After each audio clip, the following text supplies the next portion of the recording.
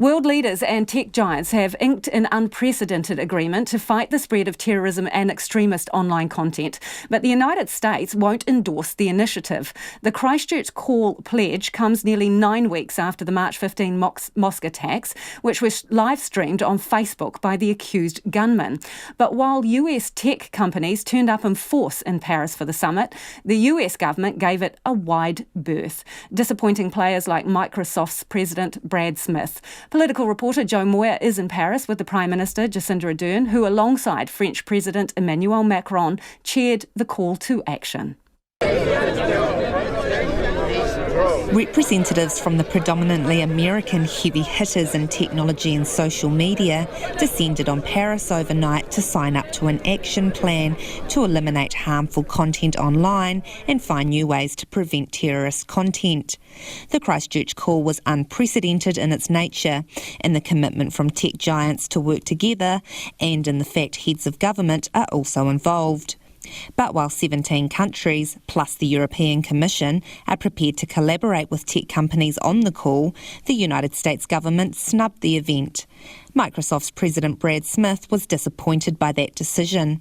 I would have loved to have seen the U.S. government sign today. I'm encouraged that the U.S. government is voicing support for the goals in the Christchurch Call. I think we can all expect to see more signatures on the Christchurch Call in the months ahead. I think you'll see more from the private sector. I think we'll see more governments, and we'll continue to encourage the U.S. government to support this in a variety of different ways. Facebook has been hit by a sea of criticism for not taking the summit seriously enough to send either Mark Zuckerberg or Sheryl Sandberg. Former British Deputy Prime Minister Nick Clegg represented Facebook instead and explained to media outside the Elysee Palace that the tech giant's new one-strike policy announced on the eve of the summit would have a huge impact. The company will now dish out a 30-day live streaming ban for one serious violation of the platform's rules.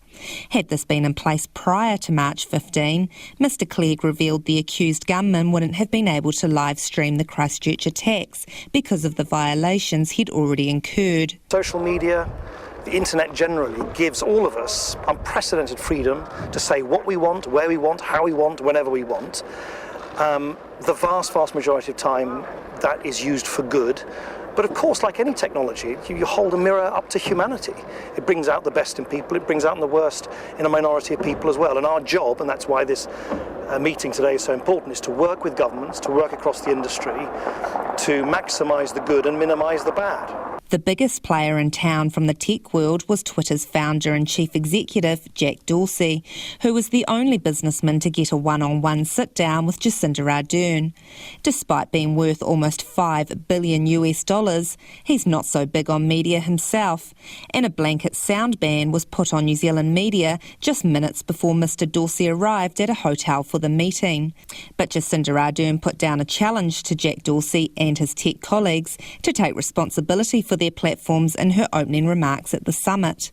Your work is renowned for its innovation, for its ability to be agile, fast pace of change that you have adapted to.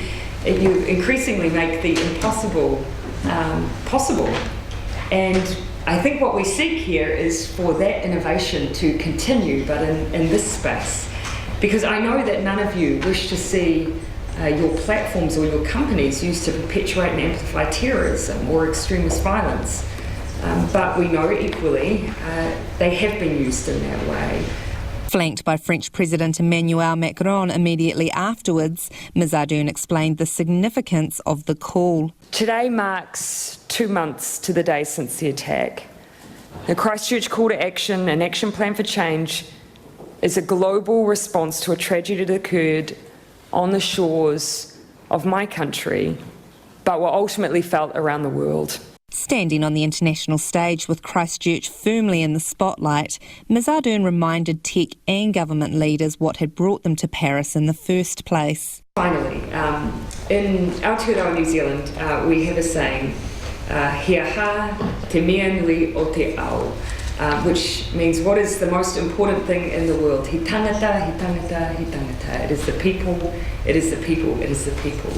You know, the internet is made up of vast complex technological platforms. But they were ultimately created by people. And they're managed by people, and when they harm people. And it is people who have the power, ultimately, to determine how they evolve. And so, in coming here today, I hope that we are determining that we will work on that evolution now together. Nō reira, tēnā koutou, tēnā koutou, tēnā koutou. From Paris for Checkpoint, Joe Moyer.